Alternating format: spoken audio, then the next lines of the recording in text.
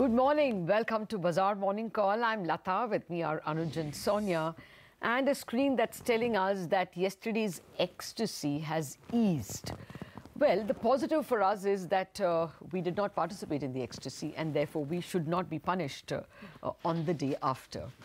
Well, even crude is not a worry. Yesterday, it was a worry. We saw it over the weekend rise from $58 and change to about $62. Today, it's exactly where it was yesterday. So any fresh backlash is perhaps not called for. But then banking stocks should logically wait for December 5th for any further reaction. So they may perhaps linger around here. And likewise for the major indices. Ideally, we should be lingering around current levels because December 11 will be important now. We have reacted enough to Powell and trade issues. Logically, it should be lingering around within a range. But let's see as it comes. Morning again, both of you. Hi, good morning, Lata. Good morning, Anuj. Yes, I mean, you know, I was just looking at the trend 2 months back at the start of October. Also, we were around the same levels of the index. So, give and take all the volatility, we've been in such a tight trading range, you know, between 10,500 and 10,900. Of course, for today, you had good cues from the US markets. The Dow was up almost 300 odd points. Crude too, as you mentioned, Brent is above $62 a barrel. But Asia is trading lower this morning. So, let's see which way things go. FIs have bought, DIs have sold, but there's also some amount of, you know, selling that we had on Sun Pharma yesterday from FIIs. So we'll keep that on our radar as well. Anuj, morning. Yesterday you had indicated that, you know, you would have made money if you went short at the start of trade. That trade worked out, but do you get a sense that it would be the same case today as well, or would things be a bit different? Morning, Sonia. You know, yesterday was full toss. The markets rarely give full tosses. I mean, yesterday was one of the easiest days to call, that gap up should be sold into. And that trade worked out. So, not surprised that the short on rally trade worked out for yesterday. So the key is now, what do you do now from here on? The first support for the index is at yesterday's low of 10,845. And you would want to see if that's how it plays out. Also, the point I made yesterday about why you wanted to try a short trade yesterday was because it was a second day of new series. Just like the second day of November series, if you tried a long trade and you kept it as a positional trade, you really got the bottom of the market and you carried it all the way through. So yesterday, if you short it with just previous day's high as your stop, again boils down to risk reward, and the market moves along expected lines, then perhaps you get the top as well, and you get all the way through if the market has to correct back to 10,500. The Nifty Bank is way overbought. A correction is to 26,000 is due. Of course, that will not happen in one line. There will be rally intermittent. The quality of mid-cap rally yesterday was really poor. The top gainers yesterday were Reliance Communications, Suzlon, and Infibeam. So that's also another indication. The only caveat is I was just looking at the high and low yesterday and day before.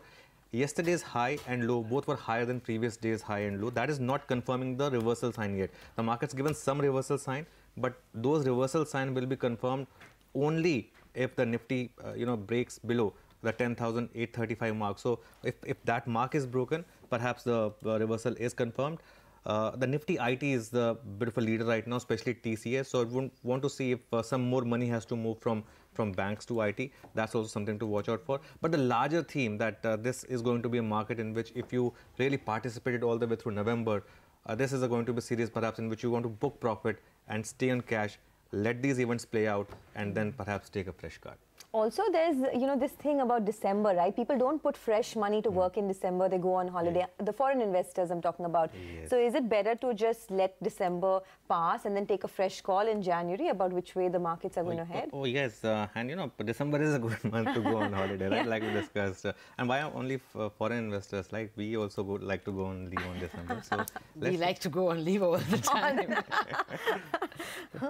Okay. No, I agree. It's a holiday month, but it can have a lot of, shocks at this point in time, and it can have a lot of positives as well.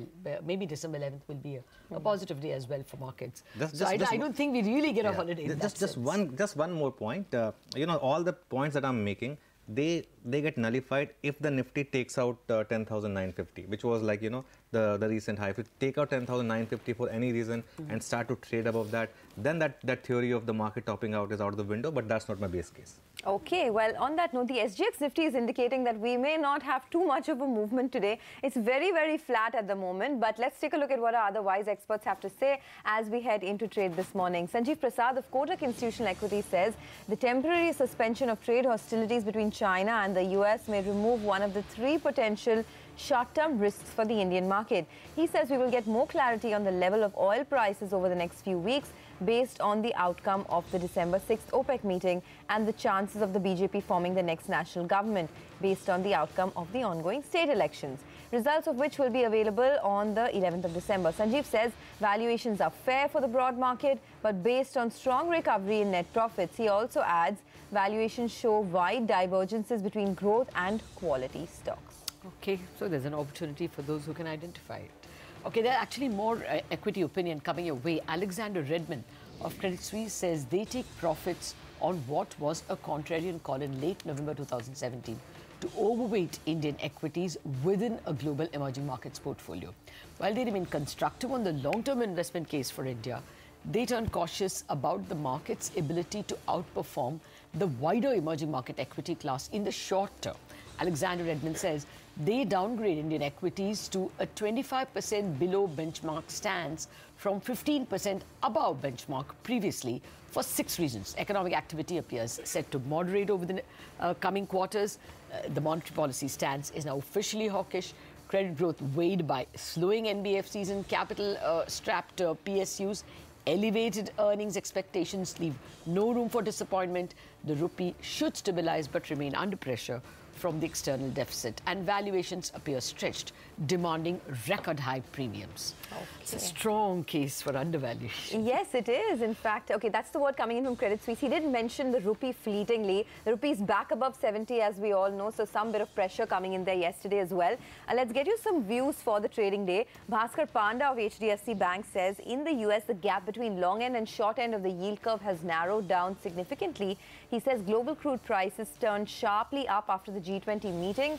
Bhaskar says since the dollar rally has petered out a little and oil prices have remained stable, he expects the dollar INR pair to consolidate in a range of 70.40 to 70.70 for the trading day. Okay. And Bhaskar Panda says the Indian bond market will await the RBI policy. Meanwhile, he adds yields seem to be bottoming out before it could go lower. Says the 10-year benchmark bond yield could consolidate between 7.60 and 7.65 range today.